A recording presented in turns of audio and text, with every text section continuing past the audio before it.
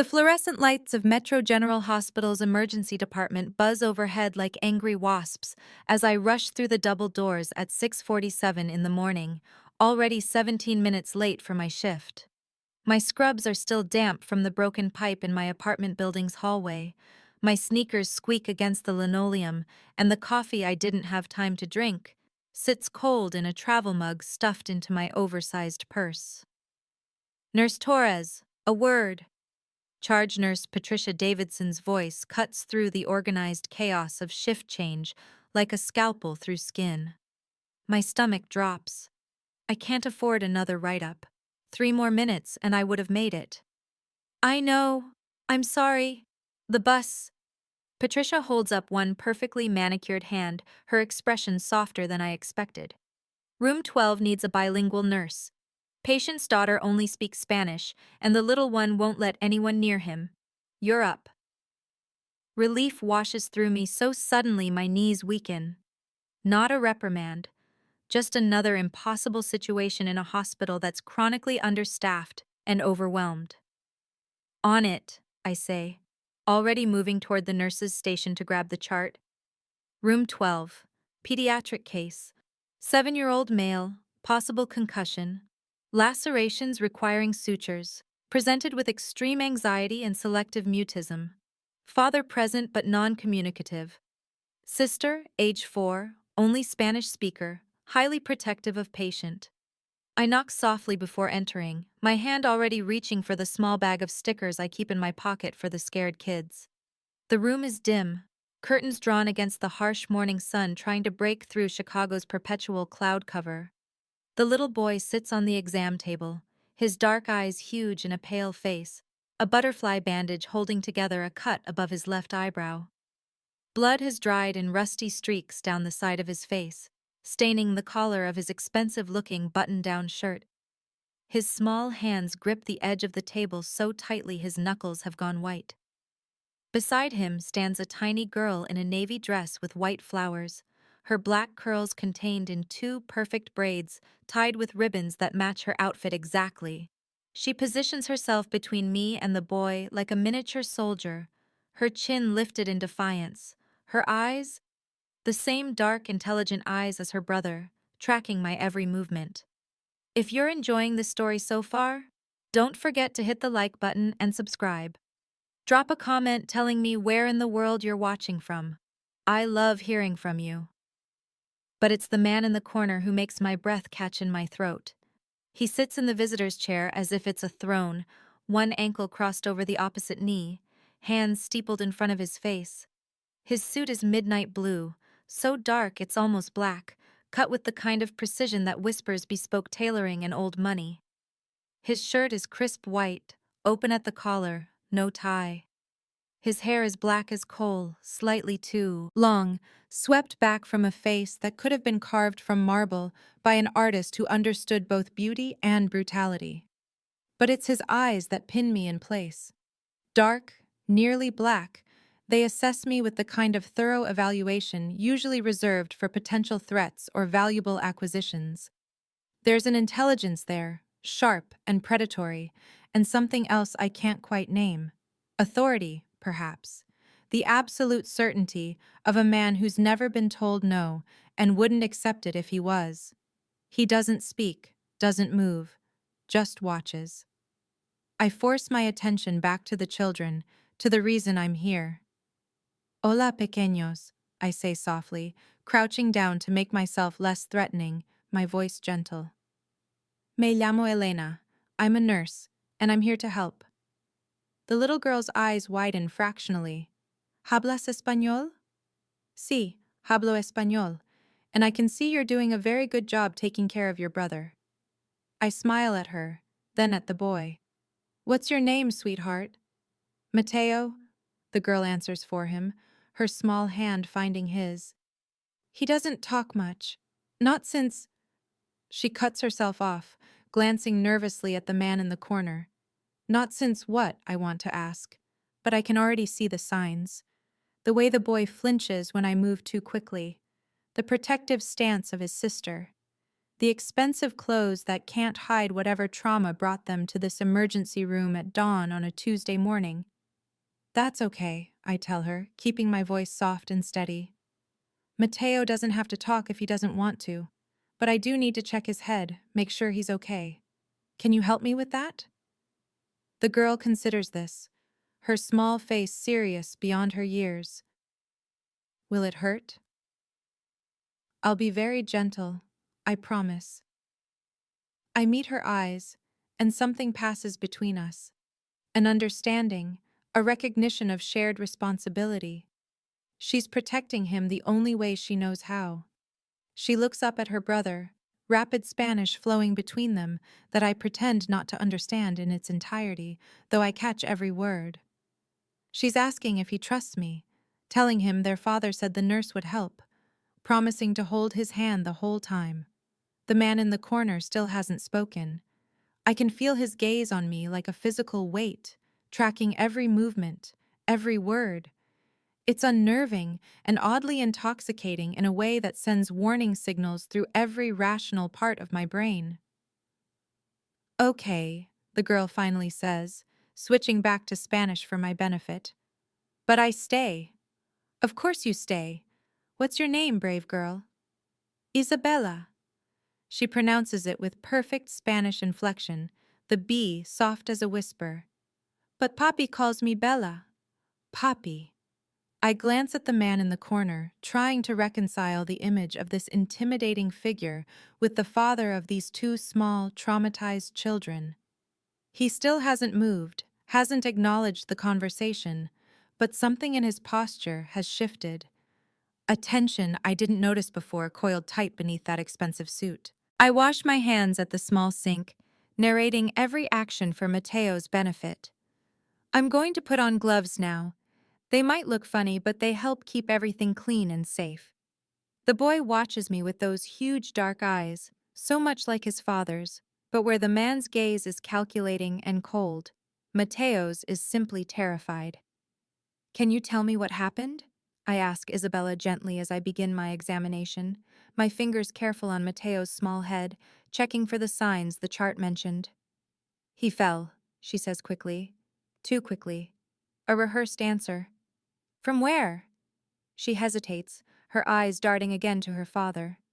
The stairs, comes a voice from the corner, deep and smooth as expensive whiskey, with just a trace of an accent I can't quite place. Italian, maybe, or Spanish, worn soft by years in America. He fell down the stairs at our home. I keep my hands steady on Mateo's head, keep my expression neutral, but my mind is racing. The cut above his eyebrow is consistent with a fall, yes, but the bruising on his arms, the way he flinches, the fear in his sister's eyes, these tell a different story. I see, I say evenly, meeting the man's gaze for the first time since he spoke. And when did this happen? 2 hours ago, give or take. He uncrosses his legs, leans forward slightly, and the movement is fluid, controlled, dangerous. Is there a problem, Nurse Torres? He knows my name.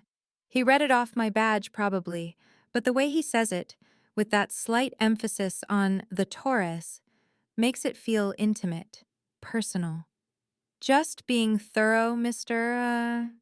Marchese, Dante Marchese. The name hits me like a fist to the sternum. I've lived in Chicago for 8 years, worked at Metro General for 5, and you don't work this long in this city without hearing certain names. Names that get whispered in emergency rooms when gunshot victims arrive without police reports. Names that make doctors look the other way, and administrators approve mysterious charitable donations. Dante Marchese, the Dante Marchese, who supposedly owns half the legitimate businesses on the North Side and all of the illegitimate ones. Who has never been charged with a crime despite decades of FBI investigations. Whose restaurant empire is rumored to be the cleanest of money laundering operations in the Midwest. And whose children are now in my care, one of them injured, both of them terrified. I force my hands to remain steady as I finish examining Mateo. The cut will need stitches. The possible concussion requires observation. Protocol demands I ask certain questions, document certain things. Protocol also demands I report suspected abuse to Child Protective Services. But Dante Marchesi is watching me with those dark, knowing eyes, and I have the sudden, crystal clear certainty that what I do in the next few minutes will determine more than just this shift, this moment. It will determine whether I walk out of this hospital tonight on my own 2 feet. The laceration needs sutures, I say, my voice steadier than I feel. And I'd like to keep him for observation for a few hours. Standard procedure with head injuries in pediatric patients. Of course. Dante Marchesi stands, and the room seems to shrink around him. He's tall, over 6 feet, with the kind of presence that makes you want to either move closer or run away. I can't decide which impulse is stronger. Whatever he needs, money is no object. I'll get the suture kit. I move toward the door, needing space, needing air, needing to think. Nurse Torres. I stop, my hand on the doorframe, and turn back. Dante Marchesi has moved closer to his children, one large hand now resting gently on Isabella's small head, his fingers smoothing down a strand of hair that's escaped her braids. The gesture is so tender, so utterly at odds with everything else about him, that it makes my chest tight. My children's comfort is my highest priority, he says quietly. I trust you'll remember that. It's not a threat. Not exactly. But it's not a threat either. I nod once and escape into the hallway, my heart pounding against my ribs, like it's trying to break free. 20 minutes later, I'm back in room 12 with Dr. Patel, our attending, who takes one look at Dante Marchesi and suddenly remembers an urgent consultation in the ICU. Which leaves me alone again, with the most dangerous man in Chicago and his 2 small children. This might pinch a little, I warn Mateo in Spanish as I prepare the local anesthetic. Isabella holds his hand, whispering encouragement, while Dante Marchesi stands at the head of the exam table, one hand on his son's shoulder. The boy doesn't cry, doesn't make a sound. He just stares at the ceiling tiles, counting them silently, his lips moving with numbers I can't hear. I work quickly, efficiently, the muscle memory of thousands of sutures guiding my hands. 5 stitches, neat and small, that will leave minimal scarring.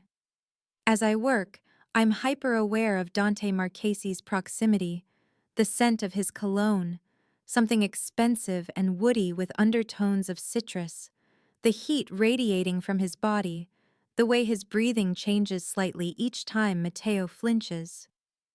You're very good with children, he observes, his voice low enough that only I can hear it. It's my job. No, he pauses. Many nurses are competent. Few are kind.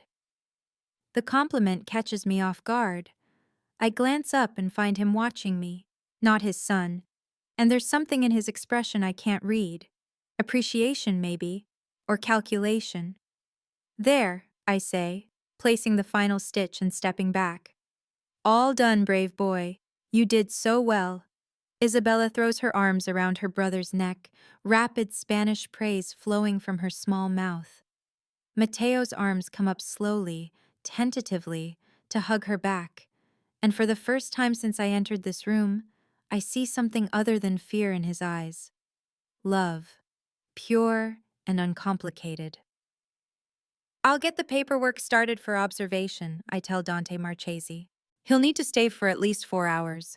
We'll monitor for signs of concussion, make sure there's no internal bleeding. I'll stay with them. Visiting hours.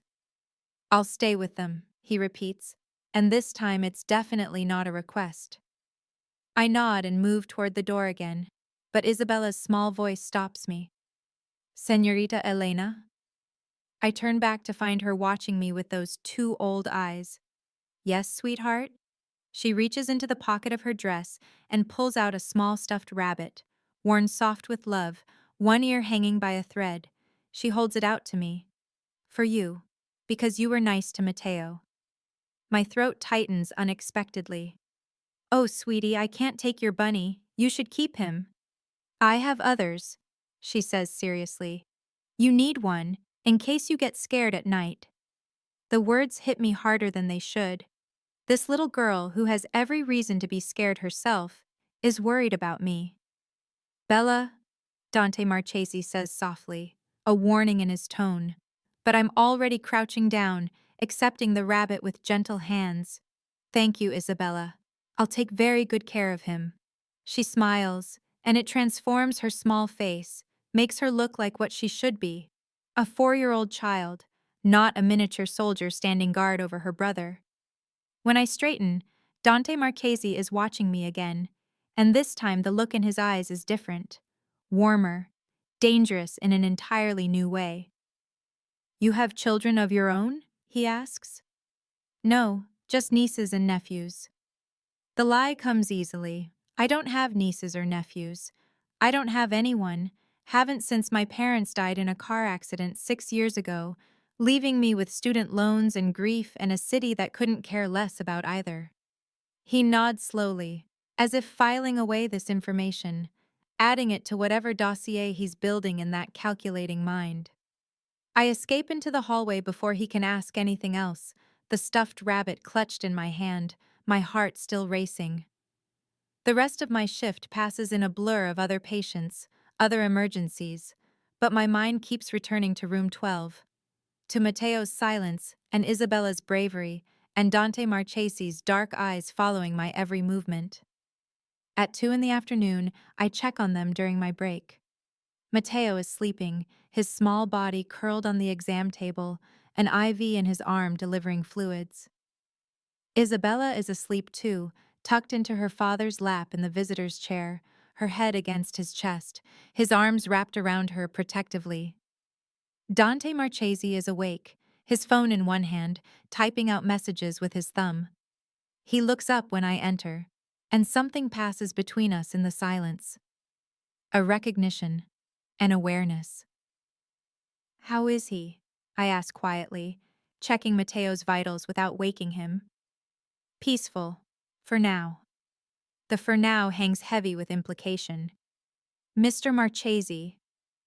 Dante, he corrects softly. When we're alone, it's Dante. The presumption that we'll be alone together again sends a shiver down my spine that's equal parts fear and something else I don't want to examine too closely. Dante, I repeat, the name foreign on my tongue. I have to ask. The bruises on Matteo's arms, the way he flinches, the fear, is not what you think. His voice hardens, just slightly, a warning. My children are everything to me, Nurse Torres. Everything. Whatever you're imagining, you're wrong. Then help me understand. He studies me for a long moment, his daughter sleeping peacefully in his arms, his son breathing softly on the exam table. When he speaks, his voice is barely above a whisper. Their mother died 6 months ago. Car accident. Matteo was in the back seat. He saw everything. My breath catches. Oh God. He hasn't spoken more than a handful of words since, and the falls. Dante's jaw tightens. He has nightmares. Wakes up screaming, runs, doesn't see where he's going. Last night he ran straight into a door frame. This morning, the stairs. The pieces click into place. The fear, the silence, the way Isabella protects him. I'm so sorry, I say, meaning it. I didn't know. How could you? He shifts Isabella gently in his lap, his large hand cradling her small head. You see what you see. Ask the questions you should ask. It's what makes you good at what you do. He should see a therapist, someone who specializes in childhood trauma. I've hired 3. He won't speak to any of them. Frustration bleeds through his controlled exterior. Won't speak to anyone except his sister, and even then, barely. An idea forms in my mind, reckless and probably stupid, but I can't seem to stop the words from coming. What if he had someone who spoke his language, who understood loss? I swallow hard. I lost my parents 6 years ago. Car accident, like your wife. And I'm fluent in Spanish and English. I'm not a therapist, but you reached him in an hour when no one else could in 6 months. Dante Marchese's eyes lock onto mine, intense and searching. What are you suggesting, Nurse Torres? I don't know, I admit. But maybe I could try, on my days off, just to talk to him. No pressure, no formal therapy, just friendship, he finishes. You're offering to befriend my traumatized son. When he says it like that, it sounds insane. I barely know these people. Dante Marchese is a dangerous man with a dangerous life, and getting involved with his family is the definition of a terrible idea. But I'm looking at Isabella's peaceful face, at Mateo's small body finally relaxed in sleep, and I can't seem to make myself care about the danger. Yes, I say simply, I'm offering friendship.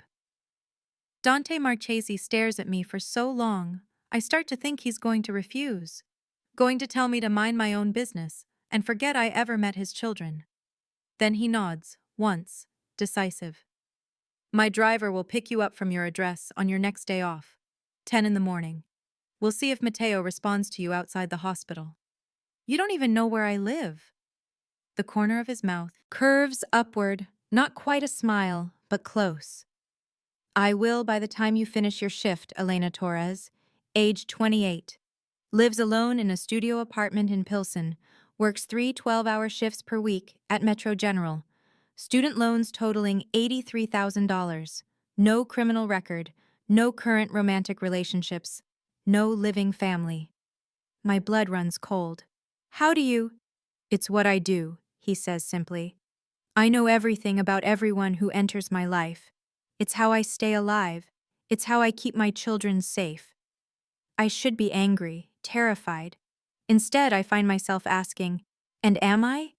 Entering your life? His eyes darken, and when he speaks, his voice is barely above a whisper, rough with something that might be desire or might be warning. That depends, Elena. Are you brave enough to handle what that means? I think of my empty apartment, my crushing debt, my lonely shifts and lonelier nights.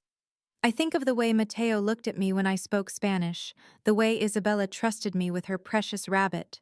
I think of the heat in Dante Marchese's eyes and the danger radiating from him like light from a star, beautiful and deadly in equal measure. I guess we'll find out, I hear myself say.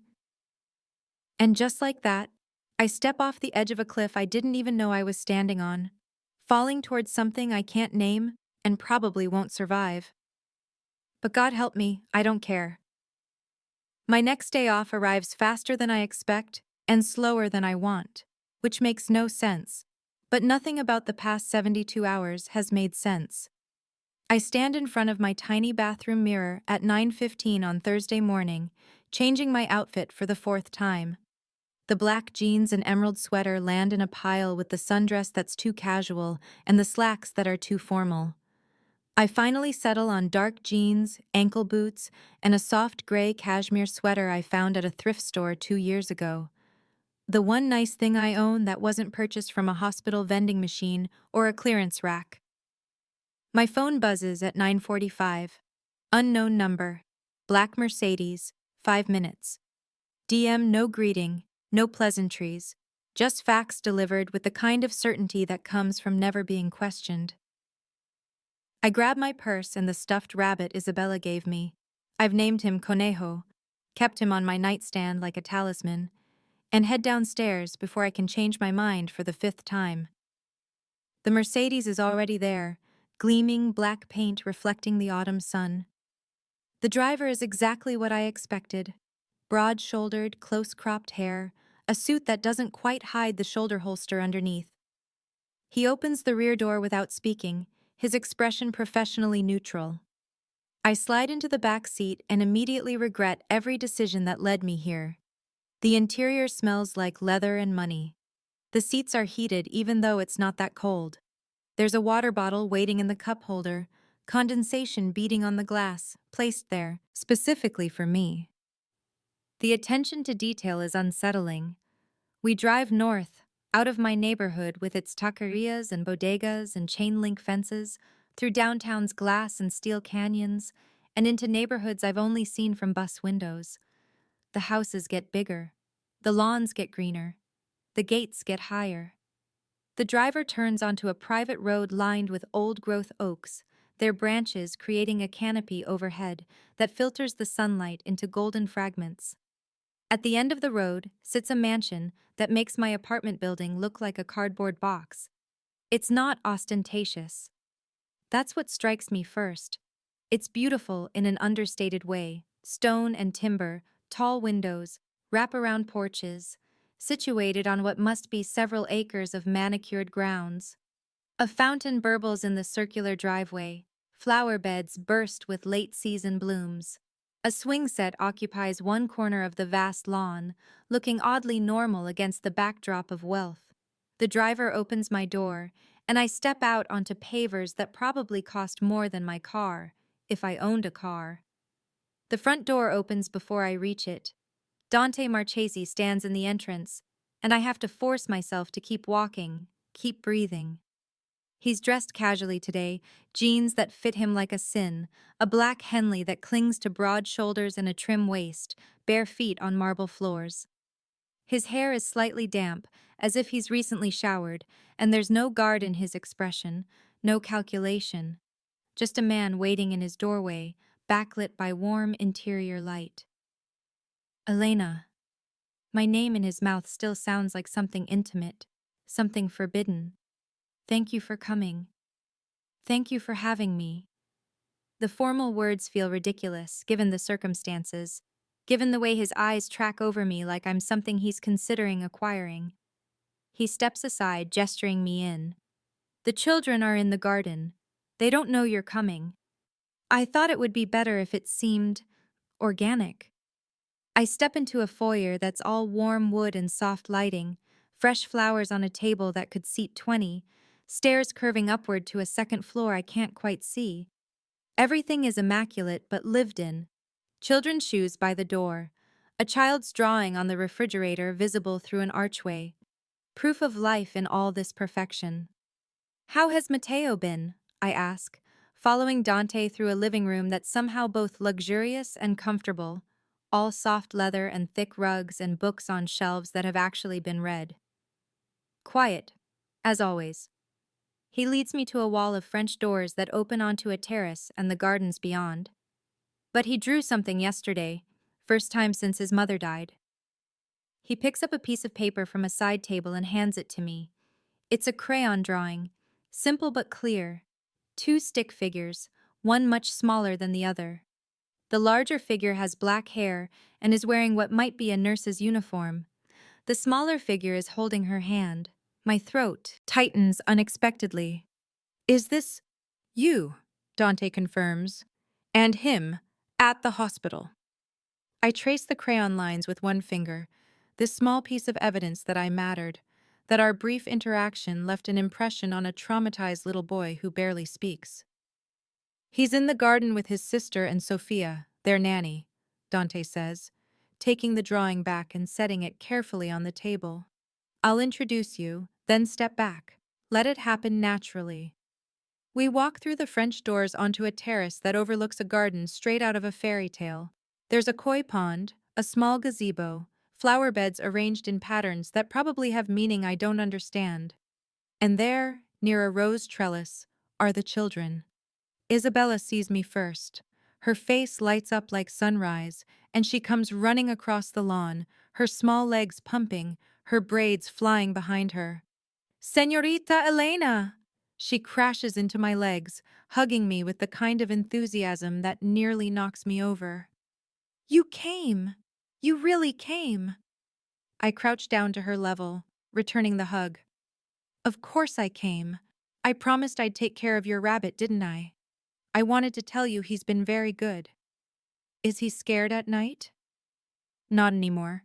I think he feels safe with me. She nods seriously, as if this is exactly what she expected. Then she grabs my hand. Come meet Sophia, and Matteo will be so happy. She drags me across the lawn toward the gazebo, where a woman in her 50s sits reading, and where Matteo is lying on his stomach on a blanket, coloring in a book with fierce concentration. He looks up when we approach, and his eyes widen in recognition. Not fear this time. Something that might be surprise mixed with pleasure. Mateo, look! It's Nurse Elena. She came to visit. Isabella bounces on her toes, unable to contain her excitement. The nanny, Sophia, stands, her expression warm but assessing. She exchanges a glance with Dante that holds entire conversations I'm not privy to. I'll give you some privacy, she says in Spanish, her accent Castilian. Call if you need anything, senor. Dante nods, and she walks back toward the house, leaving the four of us in this perfect garden, sunshine filtering through the leaves, the scent of roses heavy in the air. I sit down on the blanket near Mateo, not too close, giving him space. Hi, Mateo. I love your drawings.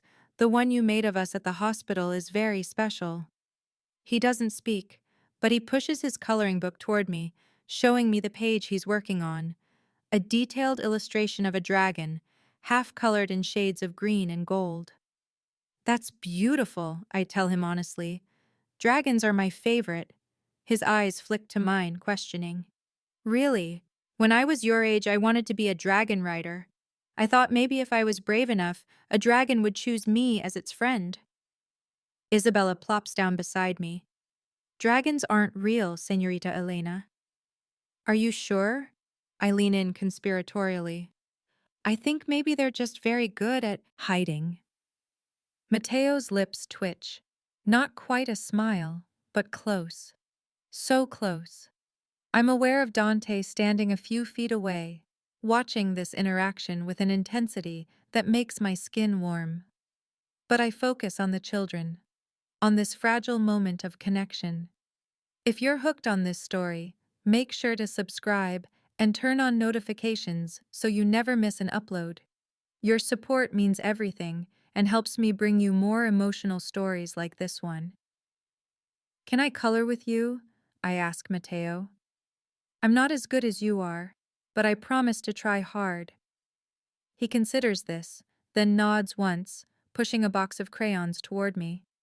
For the next hour, we color. Isabella chatters constantly, filling the silence with stories about her dolls and her favorite foods and the cat she wants but hasn't been allowed to get yet. Mateo colors with single-minded focus, occasionally glancing at my work and, I'm almost certain, silently judging my technique. Dante eventually settles into a chair nearby, his laptop open, working but also watching, his presence a constant weight I can feel even when I'm not looking at him. Poppy, can we have lunch outside? Isabella asks suddenly. Please? With Elena? I start to protest. I don't want to intrude on their family time, but Dante speaks before I can. If Elena would like to stay, she's more than welcome. His eyes meet mine over his daughter's head, and there's a question there, an invitation that's about more than just lunch. I'd love to, I hear myself say. Sophia appears with lunch as if she's been waiting for the signal. Sandwiches cut into perfect triangles, fruit arranged artfully, fresh lemonade in a crystal pitcher. We eat in the gazebo, Isabella keeping up a running commentary while Mateo eats with the careful precision of a child who's been taught proper table manners. Elena, Dante says during a rare pause in his daughter's monologue. Tell me about your work. What made you choose nursing? It's a normal question, the kind of small talk people make, but the way he asks it, the way he leans forward slightly, genuinely interested, it makes my answer feel important. My mother was a nurse, I say, surprised by how easily the truth comes. She worked in pediatrics, used to come home with stories about the kids she'd helped, the families she'd comforted. I wanted to be like her, to matter like that. And your father? Construction worker, fell off scaffolding when I was 12, broke his back, couldn't work anymore. My mother supported us until I stop, the old grief rising. Until the accident. Dante's expression softens almost imperceptibly. I'm sorry for your loss. It was 6 years ago. You learned to live with it. Do you? His eyes hold mine. Or do you just get better at pretending? The question hits too close to home. I look away, focusing on my lemonade, on the garden, on anything but the knowing look in his dark eyes. Mateo, I say, changing the subject. Would you like to feed the koi? I saw the pond earlier. Do they have names? He nods, slipping off his chair and reaching for my hand with a trust that makes my chest ache. We spend the afternoon by the pond, Isabella narrating the fish's personalities, while Mateo sprinkles food onto the water's surface, watching the koi rise to the surface with their mouths opening and closing. Dante joins us eventually, standing close enough that I can feel the heat of his body, smell that expensive cologne. He hasn't been this relaxed in months, he says quietly, just for me. Whatever you're doing, it's working. I'm not doing anything special, just being present. That's more special than you realize. I glance up at him and find him watching me, not the children. There's something in his expression that makes my pulse quicken, something hungry and dangerous and entirely focused on me. Papi, can Elena come back? Isabella asks, interrupting the moment. Tomorrow, please? That depends on Elena's schedule, pequeña, Dante says, his eyes still on me. She has a very important job. I work tomorrow, I tell her, crouching down to her level. But I have Sunday off, maybe then? Sunday! She claps her hands. We can make cookies. Sophia lets me help. I look up at Dante, questioning. He nods once, permission granted. Sunday it is then. The driver takes me home as the sun sets, painting the Chicago skyline in shades of orange and pink. I sink into the leather seats, exhausted in the way that comes from emotional exertion rather than physical labor. My phone buzzes as we pull up to my building. Thank you for today. DM. I stare at the message, my thumb hovering over the keyboard. Then, before I can overthink it, I type back, thank you for trusting me with them. The response comes immediately. It's not trust yet. But it could be. I'm still thinking about those words, about what they mean and what they promise, when I drag myself up 4 flights of stairs to my apartment. The hallway smells like fried food and cigarette smoke. My door sticks in the frame the way it always does. Inside, my studio is exactly as I left it. Small, cramped, everything I own visible in a single glance. But somehow, after spending the day in Dante Marchese's world, surrounded by beauty and space and the kind of wealth I can't even comprehend, my apartment doesn't feel like home anymore. It feels like a holding cell. Sunday comes, and with it, another black Mercedes, another driver, another journey into a world that isn't mine. This time, Isabella is waiting on the front steps when I arrive, bouncing with excitement. Elena, Elena, we have everything ready. Sophia said we can make chocolate chip cookies and Mateo is going to help too. She grabs my hand and drags me inside, through the house I'm starting to recognize, into a kitchen that's bigger than my entire apartment. Professional-grade appliances gleam under pendant lighting. A massive island dominates the center, its marble surface already covered with ingredients. Sophia is there, smiling at Isabella's enthusiasm. And Mateo, perched on a stool, watching everything with those serious dark eyes. Buenos dias, Mateo, I say, settling onto the stool beside him. Ready to make the best cookies Chicago has ever seen? He nods, and then, miracle of miracles, he picks up the recipe card and hands it to me. Communication, initiative, progress. We spend the next 2 hours covered in flour, chocolate chips mysteriously disappearing into small mouths, the kitchen filling with the scent of vanilla and butter and sugar. Isabella chatters constantly. Mateo focuses on his assigned task of pressing chocolate chips into the cookie dough with the intensity of a surgeon. Sophia supervises with patient amusement, and Dante appears in the doorway halfway through, leaning against the frame, watching us with an expression I can't read. He's wearing a suit today, clearly just back from wherever dangerous men go to conduct dangerous business, but he loosens his tie and rolls up his sleeves and joins us like it's the most natural thing in the world. "Poppy, you're just in time," Isabella exclaims. "We need someone to test them." "A critical job," he agrees seriously, accepting a slightly misshapen cookie from her small hands. He takes a bite, his eyes closing in exaggerated pleasure. "Perfection. My compliments to the chefs." Isabella beams. Mateo's lips twitch in that almost smile that I'm learning to recognize as his version of happiness, and I stand there in this kitchen, covered in flour, surrounded by this family that isn't mine, and feel something dangerous bloom in my chest. Belonging. "Elena," Dante says, pulling me from my thoughts. "Walk with me?" It's not really a question, but I nod anyway, following him out through the French doors onto the terrace, while Sophia takes over cookie duty with the children.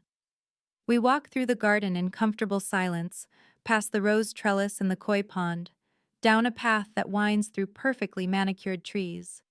The late afternoon sun casts long shadows across the lawn, and somewhere in the distance, I can hear Isabella's laughter carrying through the open windows.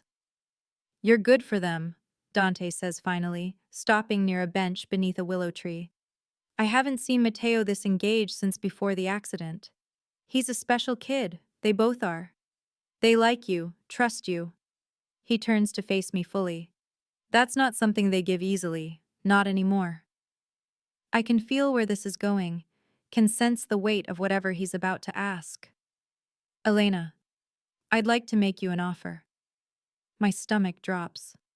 An offer. The children need stability. Someone who understands their grief, speaks their language, makes them feel safe. He pauses. "I'd like to hire you as their full-time nanny." I stare at him, certain I misheard. "What?" "The salary would be substantial, 6 figures, easily. Full benefits. Housing provided either here or in a property of your choice. Your student loans paid off. Whatever you need." My mind reels. 6 figures. My loans gone. No more triple shifts. No more choosing between groceries and heat. "I already have a job," I manage. "I'm a nurse."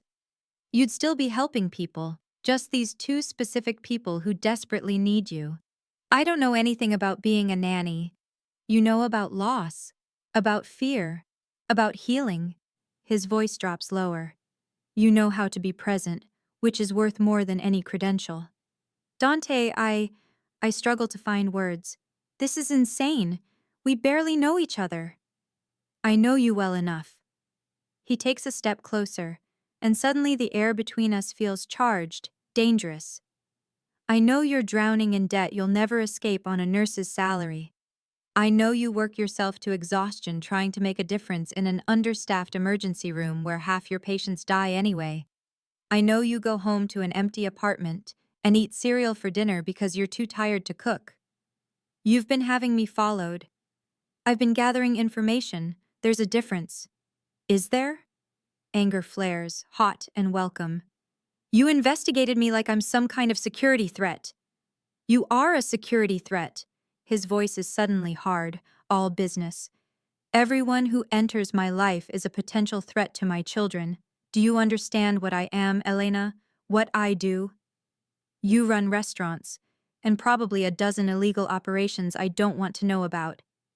And because of that, my family has enemies. Real enemies who would hurt my children to get to me, who would use anyone I care about as leverage." His jaw tightens. "My wife died because she was mine, because someone thought they could send me a message through her." The revelation steals my breath. The car accident wasn't an accident. He looks away, muscles in his jaw working. It was made to look like one. But I know the truth. And that truth is that everyone I love is in danger simply by being connected to me. Then why bring me into this? Why put a target on my back? Because you're already involved, whether you accept the job or not. He rounds on me, and for the first time, I see real emotion crack through his controlled exterior. "Mateo drew your picture." Isabella talks about you constantly. They've attached themselves to you. And that means anyone watching me, and people are always watching me, now knows you matter. You're already at risk, Elena. At least this way, I can protect you. The logic is twisted and terrifying and somehow makes perfect sense. And if I say no? I ask quietly. He's silent for a long moment. Then I'll have you watched anyway, protected from a distance. It will be less effective, more dangerous for you, but I'll do it. Because whether you work for me or not, you're important to my children. That makes you important to me. I should run. I should get as far away from Dante Marchesi and his dangerous world as I possibly can. But I'm thinking about Matteo's almost smile, Isabella's trust, the way it felt to be part of something today, to matter to someone. I need time to think about it, I say. Of course. He pulls a card from his pocket, hands it to me. Heavy stock, embossed lettering, a phone number, nothing else. Call me when you decide. But Elena? I look up at him, this dangerous, damaged man who's somehow become important to me in less than a week. Don't take too long. The world I live in doesn't wait for anyone. I don't call him that night, or the next day. I go to work, pull a 12-hour shift in the emergency room, suture wounds and calm panicking families, and pretend that my life isn't balanced on a knife's edge. But on Tuesday night, coming home to my empty apartment, my phone buzzes with a news alert. Breaking. Shooting outside River North restaurant. 2 dead, 3 injured. Police suspect gang violence. I click on the article, and my blood runs cold. The restaurant is one of Dante's. I know because I looked up his holdings after our conversation, because I wanted to understand exactly what I'd be getting into. My hands shake as I scroll through the article. No names released yet. No information about who was involved. I call the number on his card before I can stop myself. He answers on the first ring. Elena, are you okay? I saw the news. I'm fine. The children are fine. We're safe. Relief floods through me so suddenly I have to sit down. What happened? A message. From people who think I've been expanding too aggressively into territories that aren't mine. His voice is calm, controlled, like discussing an attempted massacre is just another Tuesday. It's been handled. Handled how? You don't want to know the answer to that question. He's right. I don't, but I need to ask it anyway. Did anyone die? A pause. Then. Yes. I close my eyes, trying to reconcile the man who makes chocolate chip cookies with his children with the man who just admitted to, what? Murder? Retaliation? Self-defense?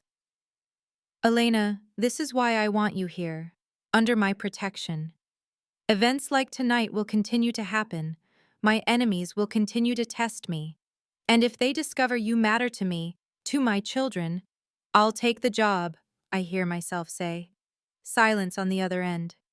Then, what? I'll take the job. The nanny position. I swallow hard. I'll quit the hospital, move into your house or whatever property you think is safest, help with the children. But I have conditions. Name them.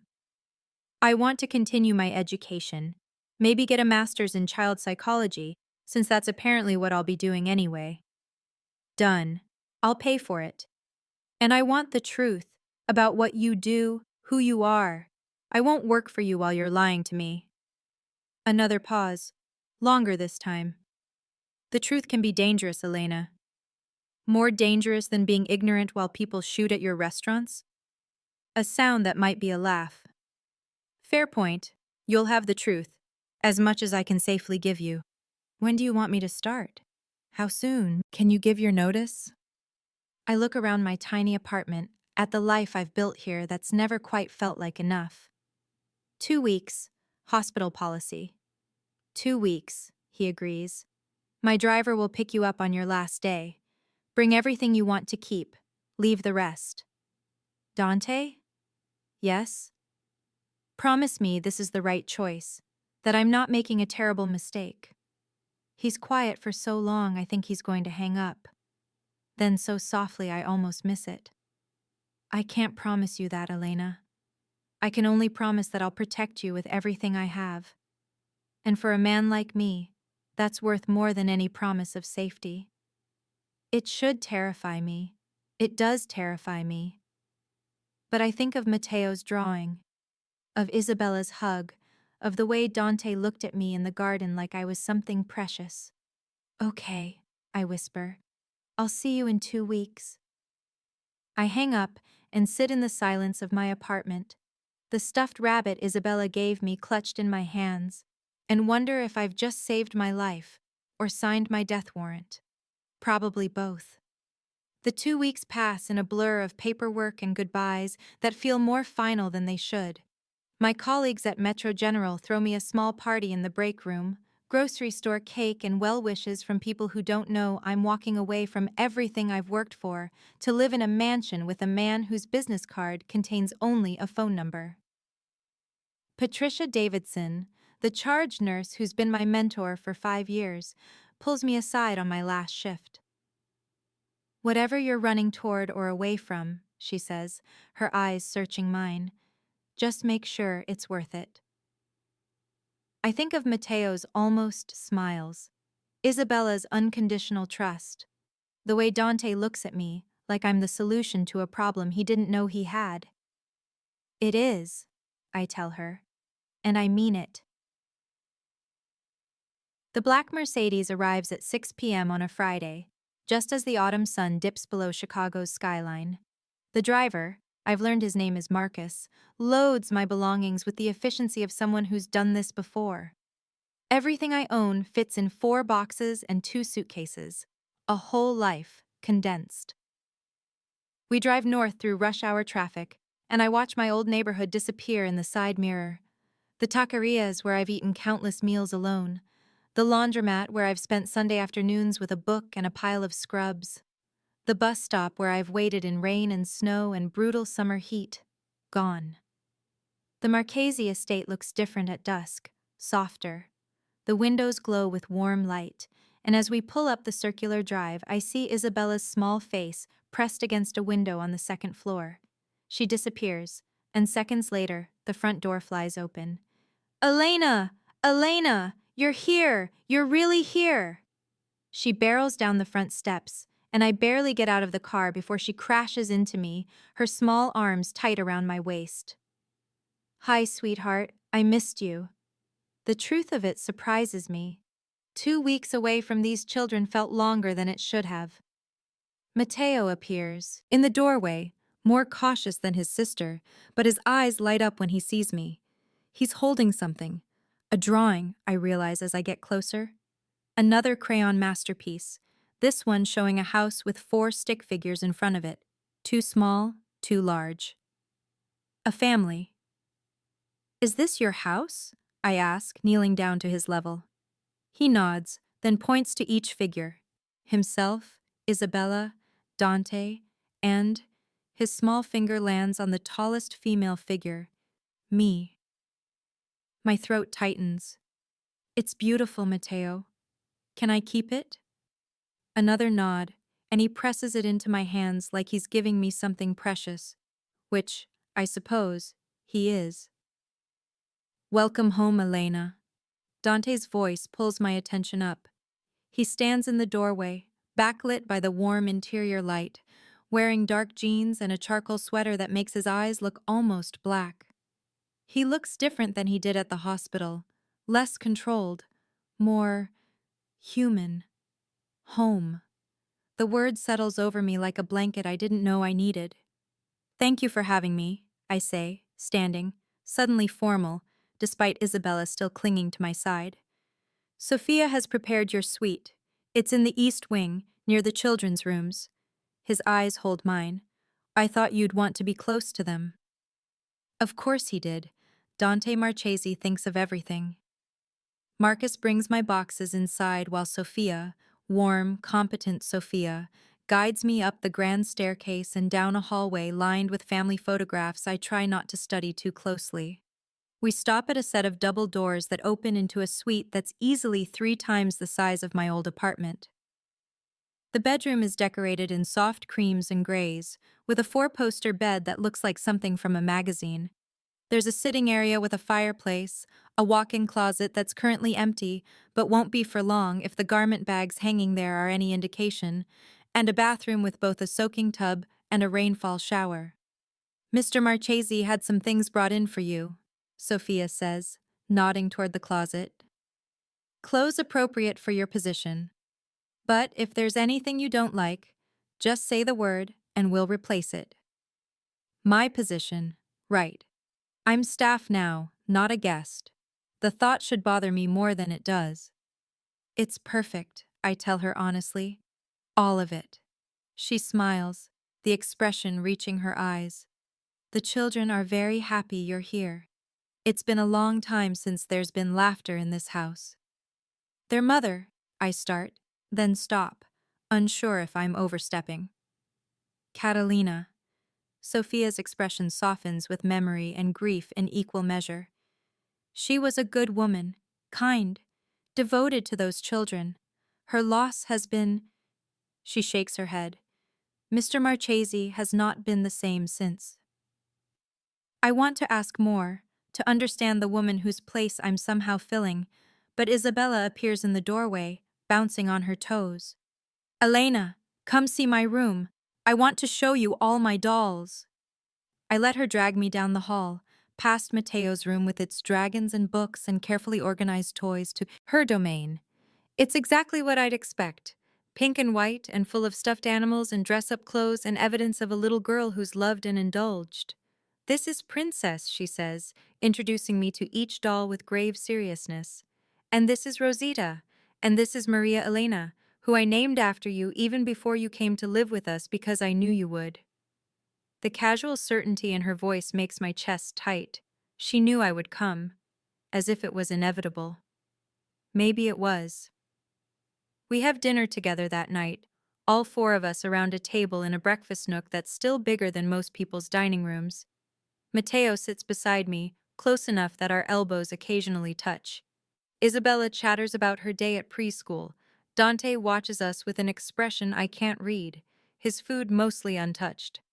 Tomorrow, he says during a lull in Isabella's monologue, I'll show you the security protocols. Cameras, alarm systems, emergency procedures. Marcus will brief you on threat assessment. The normalcy of dinner conversation crashes against the reality of my new life. Threat assessment. Emergency procedures.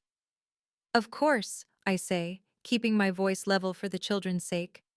After dinner, after baths and stories, and tucking 2 small bodies into beds that cost more than my nursing degree, I find myself alone in my new suite, sitting on the edge of a bed I haven't earned, wearing pajamas I didn't buy.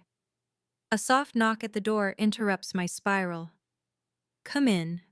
Dante enters, and the room suddenly feels smaller. He shed the sweater, wearing just a white t-shirt and jeans, and I can see the edge of a tattoo peeking out from under his sleeve. Something in Latin, I think. I wanted to make sure you had everything you needed, he says, stopping a respectful distance from the bed. More than everything. Dante, this is too much. The clothes, the suite, You're not just anything. He cuts me off, his voice firm. You're the person my children have chosen to trust, which makes you invaluable. The clothes, the accommodations, they're what you deserve. What anyone in your position deserves. And what position is that exactly? Because I'm starting to feel like I'm something more than a nanny. His jaw tightens. You are more than a nanny, you're… He stops, seems to reconsider. It's complicated. Uncomplicate it. He studies me for a long moment, and I can see him making a decision behind those dark eyes. Then he crosses to the window, looking out at the grounds lit by strategic landscape lighting. My wife died because of me, he says quietly. Because I expanded into territory controlled by the Calabrese family. Because I didn't move fast enough when they sent warnings. Because I thought my money and my connections would protect everyone I loved. I stay silent, letting him tell this at his own pace. The brake lines were cut professionally. The car went off the road at exactly the right spot. A curve with no guardrail, a drop that ensured no survival. Mateo was in the back seat. He saw everything. Dante's hands clench into fists at his sides. My 5-year-old son watched his mother die, and I couldn't protect either of them. That's not your fault, isn't it? He turns to face me, and the raw pain in his expression makes my breath catch. I chose this life. I built this empire knowing what it would cost. And it cost me everything that mattered. You still have your children. Barely. Mateo hasn't been the same since. Won't speak, won't engage, and Isabella. His voice cracks slightly. Isabella tries so hard to be brave for her brother, to fill the space her mother left. No 4-year-old should have to carry that weight. I stand, crossing to him before I can second-guess the impulse. That's why I'm here, to help carry it. His eyes lock onto mine, intense and searching. Why did you really take this job, Elena? The money? At first, maybe. I force myself to be honest. The money, the chance to pay off my debts, to not struggle anymore. But then I met your children, and they needed me in a way no one has needed me since my parents died. And you? I stop, but he steps closer, closing the distance between us. And me what? You looked at me like I mattered, like I was more than just another exhausted nurse in another understaffed emergency room, like I could be important. You are important. His hand comes up to cup my face, his thumb brushing my cheekbone with devastating gentleness. More than you know, more than is safe. Safe for who? For both of us. Then he's kissing me, and it's nothing like I imagined. Not aggressive or demanding, but achingly tender, like I'm something precious he's afraid of breaking. His other hand slides into my hair, tilting my head back, and I melt into him, into this moment that feels both inevitable and impossible. When he pulls back, we're both breathing hard. This complicates things, I whisper. Everything about you complicates things. But he doesn't look upset about it. He looks relieved, like he's been carrying this alone for too long, and I've just offered to help. Dante, I don't know how to do this. I don't know how to be with someone like you. Someone like me? Dangerous, powerful, someone who has enemies who cut brake lines. His expression hardens. Those enemies won't touch you. I've tripled security since you agreed to come here. There are guards you don't see, protocols you don't know about. You and my children are the most protected people in Chicago. Is that supposed to be romantic? A ghost of a smile touches his lips. With me, protection is romance. It shouldn't make sense, but somehow, coming from him, it does. I should let you rest, he says, stepping back with visible reluctance. Tomorrow is your first official day. Sophia will go over the children's routines, their preferences, everything you need to know. Dante? He pauses at the door, looking back. Thank you for trusting me with them, with all of this. Thank you for being brave enough to stay. After he leaves, I sink onto the bed, my fingers touching my lips where I can still feel the pressure of his kiss. This is insane. All of it. Moving into a mansion, taking care of a mobster's traumatized children, falling for a man who just admitted his life got his wife killed. But as I drift toward sleep in my enormous bed in my beautiful suite, I can't find it in myself to regret any of it. Not yet. The next month passes in a rhythm that becomes surprisingly normal. Wake with the children, breakfast together while Dante reads the news on his tablet and makes calls in Italian that I pretend not to understand. Preschool drop-off for Isabella, in an armored SUV with Marcus driving and another guard following at a discreet distance. Time alone with Mateo, working on his reading, his drawing, slowly, carefully building trust. He starts speaking to me in week 3. Just single words at first. Juice? Yes, dragon. But it's progress. Real and tangible and precious. By week 4, he's speaking in full sentences, but only when we're alone. Only when he feels completely safe. I miss Mommy, he tells me one afternoon while we're coloring in the garden, the October sun warm on our faces. I set down my crayon, giving him my full attention. I bet you do. It's okay to miss her. Poppy says she's in heaven, that she's watching over us. What do you think? He's quiet for a long moment, considering. I think she'd like you. You're kind like she was, and you make Poppy smile. The observation catches me off guard. I make him smile? Mateo nods seriously. He hasn't smiled much since the accident. But when you're here, he does. Bella noticed too. I file this information away, this evidence that whatever is growing between Dante and me isn't just in my imagination. Nights become my favorite time. After the children are in bed, Dante and I sit in his study, a masculine space of leather and wood and floor-to-ceiling bookshelves, and he tells me about his world. Not everything, but enough. The restaurant empire is real and legitimate, surprisingly profitable even without the illegal activities that fund the majority of his operation. The shipping containers that move through the port of Chicago carry more than just Italian olive oil and wine. The construction company that won half the city contracts has connections that go deeper than just good work and competitive bids. I inherited most of it from my father, he tells me one night, scotch in hand, fire crackling in the hearth. Built on it, made it more efficient, more profitable, more dangerous. Do you ever wish you'd chosen a different path? He considers this, swirling the amber liquid in his glass. Every day since Catalina died. But wishes don't change reality. This is who I am, Elena. This is what I know how to do. You're also a father who makes chocolate chip cookies and reads bedtime stories in 3 different languages.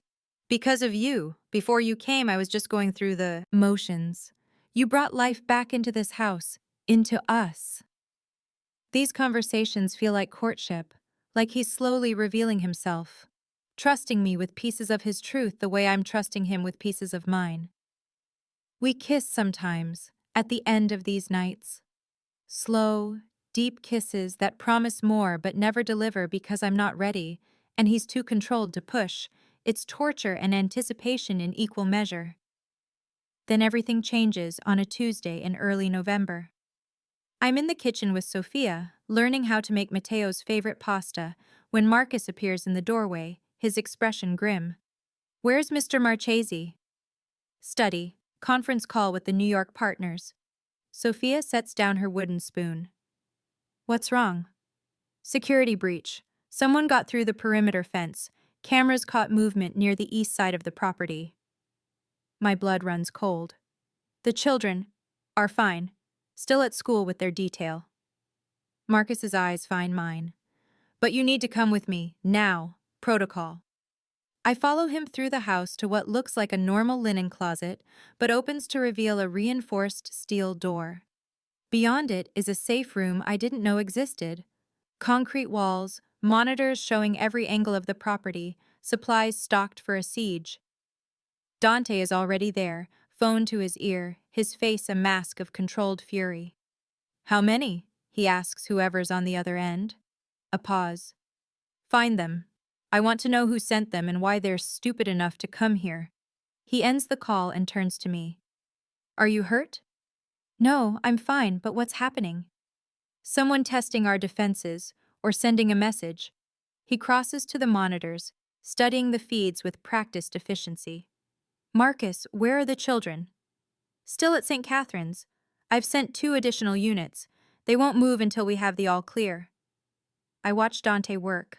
Watch him transform from the man who kisses me goodnight to the man who built an empire on violence and fear. It's terrifying and oddly magnetic.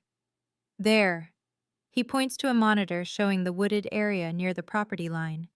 2 figures in dark clothing, moving with the kind of precision that speaks to training. Not amateurs. His phone rings. He answers, listens, his expression darkening. You're certain? Fuck. He ends the call, runs a hand through his hair. Calabrese family. Same ones who killed Catalina. The name makes my stomach drop. Why now, after 6 months? Because they know you're here. Because they've been watching, and they've noticed that I care about you. His eyes meet mine, blazing with something between rage and fear. This is my fault. I should have been more careful. You didn't do anything wrong. I let you into my life knowing it would paint a target on your back. He rounds on me, and for the first time, I see his control crack completely. I'm a selfish bastard who wanted you close, and now you're in danger because of it. Dante, no. He cuts me off, moving to the monitors, watching as his security team converges on the intruders. This is exactly what I was trying to avoid, what I swore wouldn't happen again after Catalina. On the screen, I watch the confrontation unfold. It's over in minutes. Quick, brutal, efficient. The intruders are subdued, zip-tied, dragged toward vehicles I can't see.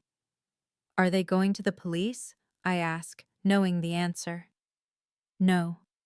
Dante's voice is flat, emotionless. They're going somewhere else. Somewhere they'll tell me everything I need to know. I should be horrified, should demand he call the authorities, do things the legal way. But I'm thinking about Mateo's nightmares, Isabella's two serious eyes, the way this family has already paid for Dante's choices with the highest price. What happens now? I ask instead.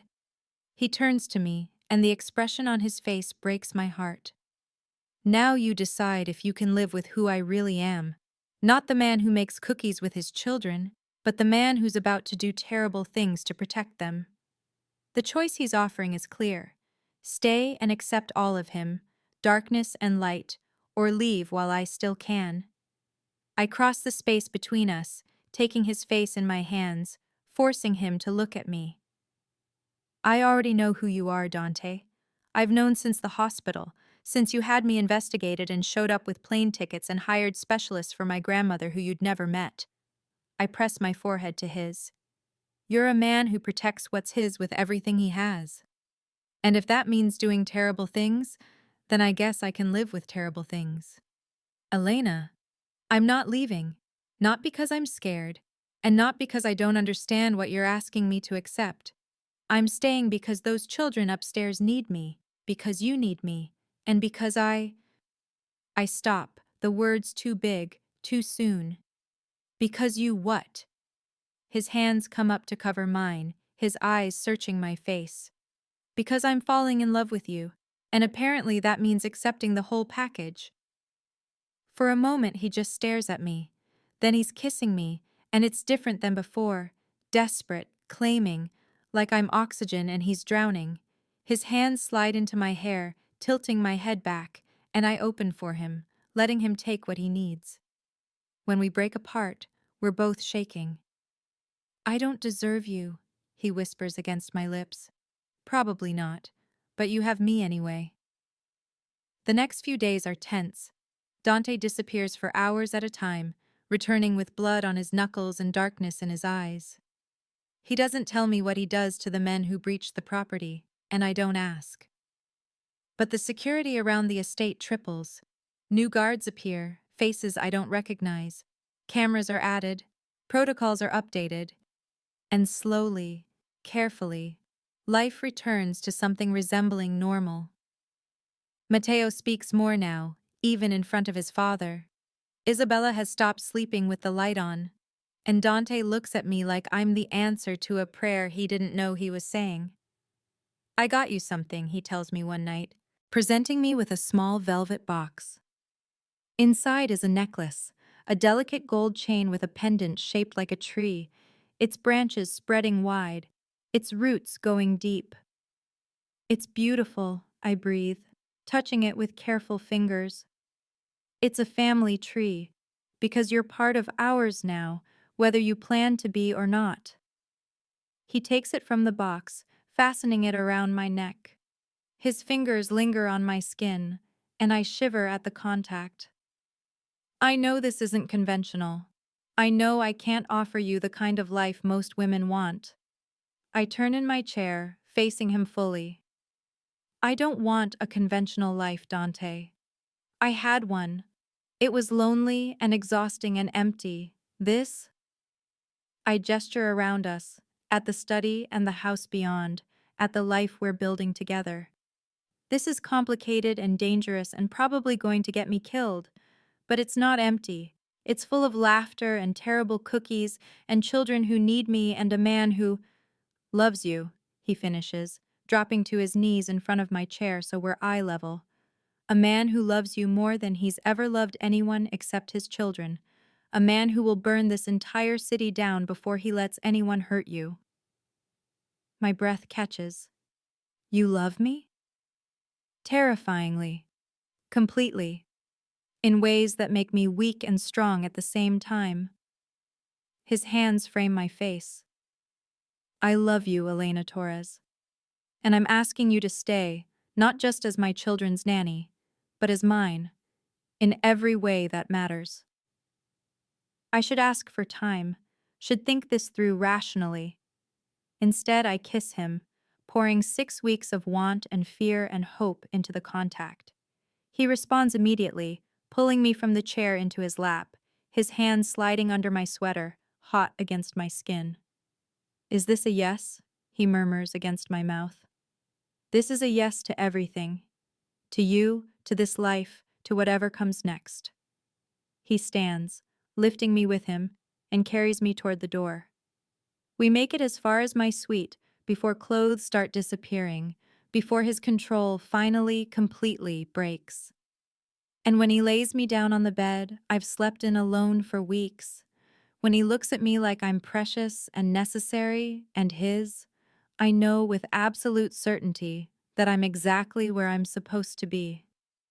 Later, wrapped in sheets and moonlight, his hand tracing idle patterns on my skin, he tells me the truth. The Calabrese family sent those men as a message. They want me to step back from territories I've claimed, to give up operations that are worth millions. What did you tell them? I told them no, and then I made sure they understood what happens when people threaten what's mine. I should be afraid of the coldness in his voice. Instead, I feel safe. What happens now? Now we prepare. There'll be retaliation, probably. Testing of boundaries, maybe violence. He pulls me closer. But you and the children will be protected. I've made arrangements. What kind of arrangements? The kind that involve armored vehicles and private security and a safe house in the mountains if things get bad. He presses a kiss to my temple. The kind that mean I'll do whatever it takes to keep you safe. Even if it costs you your empire? He's quiet for a moment. Then, my empire is worthless if I have no one to share it with. Catalina taught me that. You're teaching me that. Family comes first. Everything else is just business. I fall asleep in his arms, the tree pendant cool against my skin, and dream of roots going deep and branches spreading wide.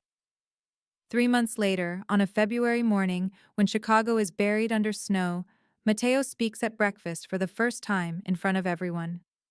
Pass the juice, please, Poppy. The simple request makes Dante freeze, his coffee halfway to his mouth. Isabella gasps. Sophia, bringing more pancakes, tears up immediately. Of course, mijo, Dante says, his voice rough with emotion as he passes the juice. Anything you want. Mateo smiles, a real, genuine smile, and drinks his juice like he hasn't just performed a miracle. Later, after the children are at school, Dante pulls me into his study and kisses me until I'm breathless. Thank you, he whispers against my hair, for bringing my son back to me. He brought himself back. I just helped him feel safe enough to try. You make all of us feel safe enough to try. He pulls back, studying my face. Move into my room. Officially. I'm tired of sneaking down the hallway at night like a teenager. I laugh, the sound bright and free. What will the children think? The children already know. Isabella asked me last week when you were going to be her new mommy. My heart stutters. What did you tell her? I told her soon, if you'll have us. He reaches into his pocket, pulls out another velvet box. This one I recognize. Dante. I know it's fast. I know we're not conventional. But I also know that I want you in my life permanently. As my partner, my wife, my children's mother. He opens the box to reveal a ring, simple, elegant, a single diamond that catches the light. Marry me, Elena. Build this life with me. Help me be better than I am. I should be terrified. Should think about all the reasons this is a terrible idea. But I'm looking at this man who's let me see all of him. The darkness and the light, the violence and the tenderness. And I know my answer before he finishes asking. Yes, absolutely yes. The ring slides onto my finger perfectly, like it was made for me, which, knowing Dante, it probably was. I love you, he says, pulling me close. Even when you make me crazy, even when you make me want things I shouldn't want, even when you make me feel things I thought died with Catalina. I love you too, even when you're terrifying, even when you do things I don't want to know about, even when you're overprotective and controlling and impossible. We're going to be a disaster together, he murmurs against my lips. Probably, but at least we'll be a disaster together. When we tell the children that night, Isabella screams with joy and tackles me in a hug that nearly knocks me over. Mateo smiles and says, "Good, I was hoping you'd stay forever." Forever. The word should scare me. Instead, it sounds like exactly what I've been looking for. 2 years later, I stand in the garden where I first colored with Mateo, watching Isabella chase butterflies while my husband, the word still gives me a small thrill, argues on the phone in Italian about shipping routes and distribution networks. Mateo sits beside me on the blanket, reading aloud from a chapter book, his voice clear and strong. The selective mutism is gone, replaced by a bright, articulate child who wants to be a doctor when he grows up. To help people, like Elena did, he says. My hand drifts to my stomach, to the small swell that's just starting to show. We haven't told the children yet, wanted to wait until the first trimester was safely over. But Dante knows. Of course Dante knows.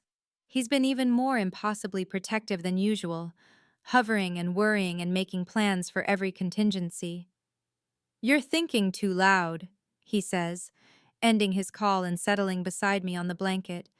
His hand covers mine on my stomach. Everything okay? Everything's perfect. And I mean it. Yes, his life is still dangerous.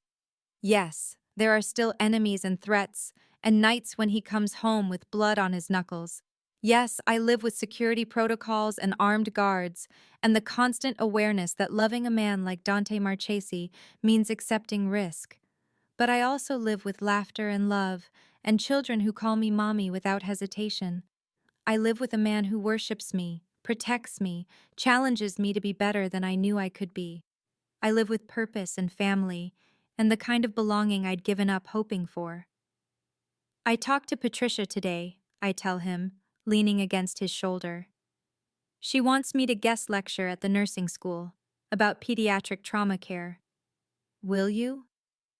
I think so. It feels right, sharing what I've learned, helping other nurses the way she helped me. He presses a kiss to my temple. You're too good for me, you know. I know, but you're stuck with me anyway. Isabella runs over, breathless and flushed. Poppy, Elena, look, I caught a butterfly. She opens her small hands to show us the orange and black monarch resting on her palm, wings slowly opening and closing. Make a wish, Mateo tells her seriously. Then let it go. She closes her eyes, concentrating. Then she opens her hands, and we all watch as the butterfly takes flight, carrying her wish toward the sky. What did you wish for? I ask. She grins up at me, my daughter in everything but blood. I wished for our family to be happy forever. Dante's arm tightens around me. Mateo leans against my other side. And I look at this family we've built from grief and danger and improbable love, and I know the truth. The wish has already come true. Thank you so much for watching until the end. If you loved this story, check out the other videos on your screen now. I think you'll really enjoy them. And don't forget to subscribe if you haven't already. See you in the next story. 2 years later. The house in Lake Forest is nothing like the penthouse. It's bigger, warmer, filled with the chaos of children, Mateo, now 4 and fearless, and Sophia, our daughter, 18 months of pure determination wrapped in dark curls and her father's eyes. I watch from the kitchen window as Dante plays with them in the backyard, letting Mateo teach him soccer, while Sophia toddles after the ball on unsteady legs. He's shed his jacket and tie, rolled up his sleeves, and for this moment, he's not the feared Dante Russo who controls half of Chicago's underground. He's just Dad. Rosa appears beside me, pressing a cup of tea into my hands. Beautiful, isn't it? Yes. My eyes burn with happy tears. Yes, it is. You've changed him, you know. She squeezes my shoulder. Made him remember he's human, that he deserves happiness. He changed me too, I admit. Gave me the life I never thought I could have. The back door opens and Dante enters, Sophia on his shoulders, Mateo clinging to his leg. Mama! Sophia shrieks. Ball! Big ball! I take our daughter, pressing kisses to her chubby cheeks while Dante watches with that expression he gets sometimes, like he can't believe this is his life, like he's afraid to blink in case it disappears. I love you, he mouths over Sophia's head. I love you too, I mouth back. And I mean it with everything I am. This life we've built from a desperate encounter on a hot sidewalk, from fear and protection and eventually love. It's not perfect. Dante's world still brings danger. There are still enemies, still threats, still nights when he doesn't come home until dawn and won't tell me where he's been. But there are also mornings like this. Afternoons in the backyard. Bedtimes where he reads to Mateo in Italian while Sophia falls asleep on my shoulder. Quiet moments where he holds me and whispers promises against my skin.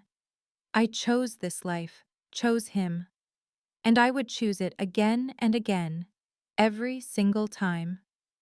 Because some risks are worth taking, some danger is worth facing, and some love is worth everything. Thank you so much for watching until the end. If you loved this story, check out the other videos on your screen now. I think you'll really enjoy them. And don't forget to subscribe if you haven't already. See you in the next story.